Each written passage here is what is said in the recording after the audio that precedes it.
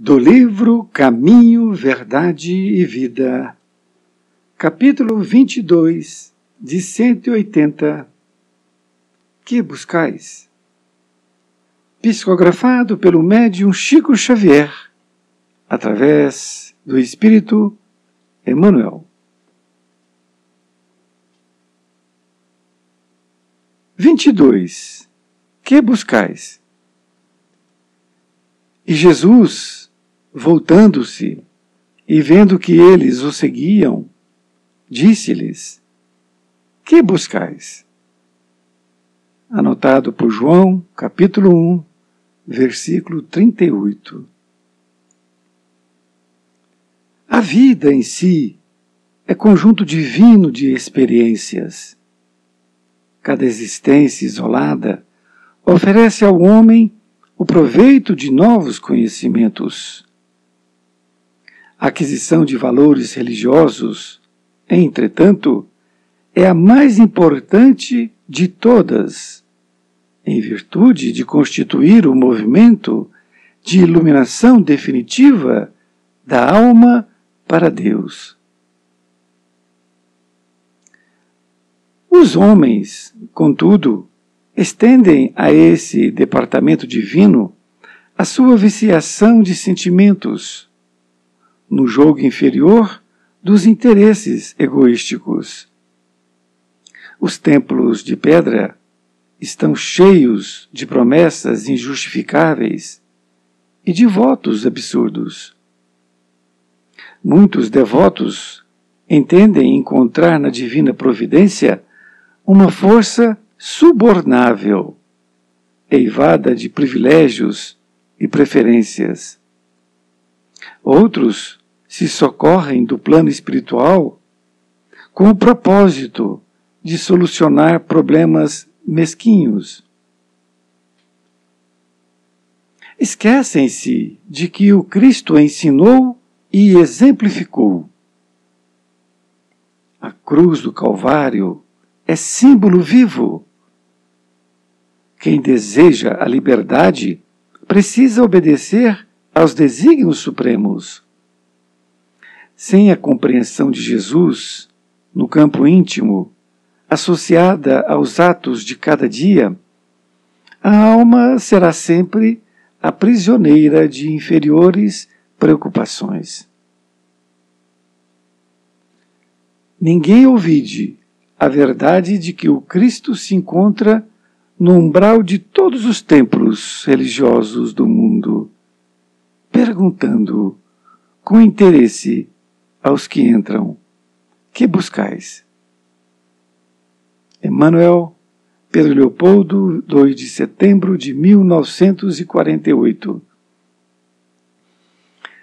Querido amigo, querida amiga, aqui estamos nós, diante de mais uma lição que tem agora o título, colocado por Emmanuel: Que buscais? Nesta lição, ele utilizou uma passagem que foi anotada pelo seu apóstolo João Evangelista, no capítulo 1, versículo 38. Esta passagem, ela foi dita por Jesus, porque conta o Evangelho que Jesus estava caminhando e aí algumas pessoas começaram a segui-lo também, além daquele conjunto de pessoas que o seguiam. E foi quando ele se voltou, ou seja, olhou para trás, vendo aqueles que o seguiam, e disse-lhes: Que buscais? Olha que coisa interessantíssima, porque naquele momento, talvez, aquelas pessoas não entenderam o que Jesus perguntou, não é? Mas era no íntimo de cada uma. Por que está me seguindo?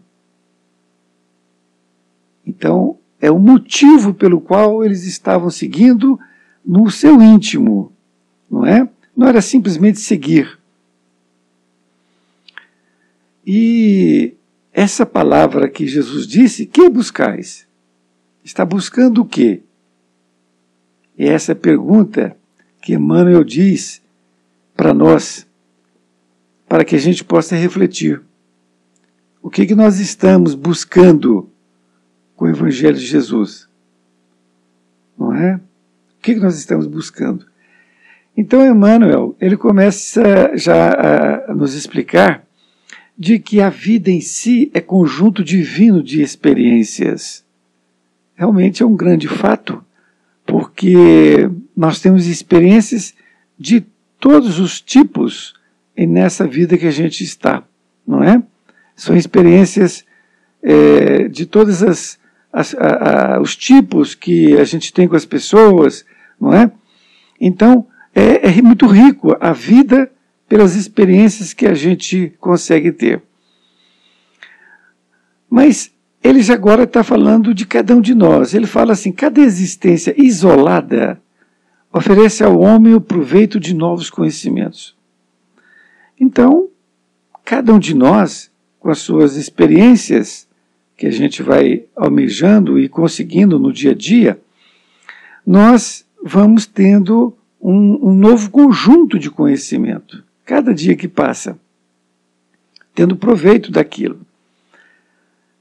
Aí no terceiro parágrafo ele diz, a aquisição de valores religiosos, entretanto, é a mais importante de todas, em virtude de constituir o movimento de iluminação definitiva da alma para Deus. Então, durante o nosso dia, nós temos muitas experiências, nós conhecemos pessoas, nós estudamos um trecho sobre o nosso trabalho, né, sobre economia, por exemplo, né, sobre engenharia.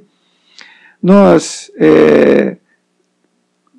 ganhamos, conversamos com pessoas e temos ali uma comunicação que nos faz ganhar muita coisa. Mas ele diz que a aquisição de valores religiosos, entretanto, é a mais importante de todas, em virtude de constituir o movimento de iluminação definitiva da alma para Deus. É muito interessante nós termos essa visão, porque nós estamos aqui na vida, não é para comer, beber, dormir, nada disso. É para que a gente possa evoluir intelectualmente e, através dessa evolução, nós podemos aplicar na nossa evolução moral. Este é o verdadeiro sentido da vida, sem colocar, sem tirar, simplesmente assim. E é exatamente o que ele diz aqui, com outras palavras. Na segunda parte, Emmanuel diz, os homens, contudo, estendem a esse departamento divino a sua viciação de sentimentos no jogo inferior dos interesses egoísticos. Aqui nos lembra muito a situação de algumas pessoas ainda fazerem votos, não é? Fazerem promessas. Se eu receber isto, eu faço aquilo. Como se Deus pudesse fazer um negócio com ele, não é? Se eu fizer isto, aí você me dá aquilo. E na verdade não é bem assim, não é? Não é bem assim, porque Deus não faz negócios. Se ele fizesse negócios com você, ele estaria desprestigiando o outro, que não está fazendo negócios, não é? Ele continua dizendo, os templos de pedra estão cheios de promessas injustificáveis, de votos absurdos. É exatamente isto, não é? Os templos de pedra, ou seja, as igrejas, os centros espíritas e todo tipo, está cheio de promessas e de votos absurdos, né? Votos de fazer, se eu ganhar na loteria, então eu vou dar a metade para os pobres. Deus não quer isso, não é? E diz ainda, muitos devotos entendem encontrar na divina providência uma força subornável, eivada de privilégios e preferências. É exatamente o que nós dissemos aqui. Porque se ele fizer um negócio com você, ele está dando preferência para você, privilégios, não é? Então, ele coloca uma força subornável eivada, ou seja, cheia de privilégios e preferências, como se você fosse uma criatura diferenciada perante Deus, no sentido de fazer para você e não fazer para o outro, não é? E outros se socorrem do plano espiritual com o propósito de solucionar problemas mesquinhos. Aí exatamente, ao invés de nós irmos a Deus, a gente pede socorro ao plano espiritual, aos bons espíritos, que são os mensageiros de Deus. E aí a gente pede socorro para solucionar problemas mesquinhos, que não tem sentido, não é? No nosso relacionamento diário, pedir para que a nossa esposa melhore com o nosso relacionamento, não é? Mas nós não pedimos para que a gente seja ajudado, para que a gente melhore a nossa forma de agir com a esposa. Não é assim?